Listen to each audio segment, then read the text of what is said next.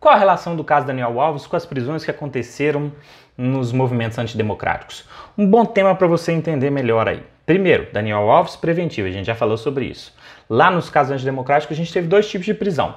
Também prisões processuais, prisões cautelares preventivas, ou seja, ninguém ali é culpado ainda. A culpa só vem com a comprovação do fato típico ilícito e culpável após investigação, processo, sentença, recurso, finalizou. De novo, para evitar abuso de poder, independente de posições políticas. Então aquilo vai ter que acontecer. Ah, professor, mas o cara foi preso em flagrante. Não importa, também é uma prisão processual. O flagrante, a gente tem vários tipos de prisão de flagrante, né? Flagrante próprio, impróprio e outros mais, né? Ficto, presumido, tem um monte. Mas basicamente, o que é? Ou eu pego o sujeito cometendo o crime, ou ele acabou de cometer, tá? Ou então eu vou perseguir esse cara logo após o cometimento do crime, ou encontro ele logo depois com instrumentos, objetos que façam presumir que ele cometeu o crime. Então observem, eu não sei de cada caso da prisão, de cada uma das prisões que aconteceram em manifestações, mas quer dizer que o fato deles não estarem no local é ilegal? Não necessariamente. A polícia pode ter perseguido, eles podem ter encontrado ele com objetos, sei lá, o cara que destruiu a Constituição, ele está com ela lá, isso é suficiente para o flagrante. O flagrante não dura mais que 24 horas, isso quer dizer o quê? Que o sujeito vai ser colocado em liberdade, porque a prisão é legal, ou uma liberdade provisória, quer dizer que ele vai responder ainda, ou vai ser convertido em preventiva. Aí a gente entra no que é parecido, mas é diferente. O caso do Daniel Alves, por que ele foi preso? Para proteger o processo. Proteger o processo como? Evitar que não se pudesse aplicar a lei penal. Ou seja, que eu chegasse no final e falasse, o Daniel é culpado, mas não tem jeito de aplicar porque ele fugiu. Então ele é para proteger a lei penal, a aplicação da lei penal. No caso das manifestações, não. É uma preventiva, mas com outro pressuposto. O pressuposto da preventiva é para garantir a instrução processual penal. Olha só, o cara que estava lá em Brasília no ato antidemocrático, se ele tiver cometido crime, eu consigo pegar ele depois. Não é? Ele está no país, vai esperar o processo, vai responder e etc e tal. Só vou talvez evitar que ele saia do país, mas está tranquilo. Então não pode ser para aplicação da lei penal. Mas então por que ele foi preso? Por conta da instrução processual penal. Observe, muitas das pessoas, a suposição é que as pessoas que estavam lá, elas foram pagas para estar lá, algumas foram bancadas.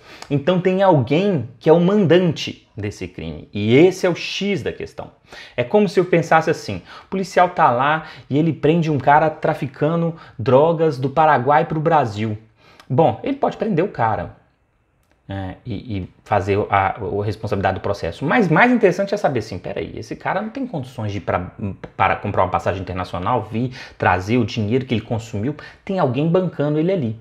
E aí o que ele faz? Ele decreta uma preventiva, não para garantir a aplicação da lei penal, mas para garantir a investigação, a instrução processual penal. Por exemplo, se eu decretar a preventiva, eu posso fazer a audição de testemunhas dele, eu evito que ele ligue para o mandante, eu evito que ele esconda os extratos bancários que liguem a esse outro sujeito. É o que aconteceu nas manifestações antidemocráticas. As preventivas elas foram decretadas para garantir a instrução processual, porque quando o cara está lá preso, o que eu consigo? Eu consigo rastrear o dinheiro, eu consigo ver com quem que ele falou, ouvi-lo, mexer nas contas, eu consigo evitar que ele combine com o mandante. O mandante, gente, ele não tem que executar, mas ele pode ter determinado, ele está por trás dessa execução.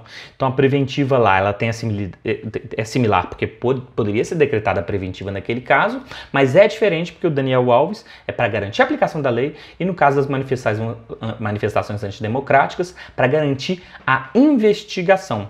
Muito parecido com o caso do Bruno. Quando Elisa Samúdio some, e a gente não tem certeza que ela morreu, não tem certeza se o Bruno cometeu o crime, eu decreto a preventiva para quê? Porque senão ele vai ameaçar as testemunhas, senão ele vai esconder as provas, senão ele vai fazer um monte de coisa. Óbvio, sempre com elementos concretos, não bastam uma mera suposição. E aí entra o devido processo legal. Como eu disse, eu não tenho como analisar todos os casos. Pode ter alguma prisão que está irregular? Lá pode, porque o juiz tem que analisar esses casos. Então tem que ter elementos concretos de que isso poderia acontecer. Fechou? Tchau. Ficou com dúvida no Daniel Alves? Vou abrir uma caixinha de perguntas, vocês me mandam aí que depois eu respondo. E agora eu passo para o caso da Anitta que vocês pediram. Curtam, compartilhem e comentem para me ajudar com o algoritmo aí para que eu continue. Fechou? Tchau.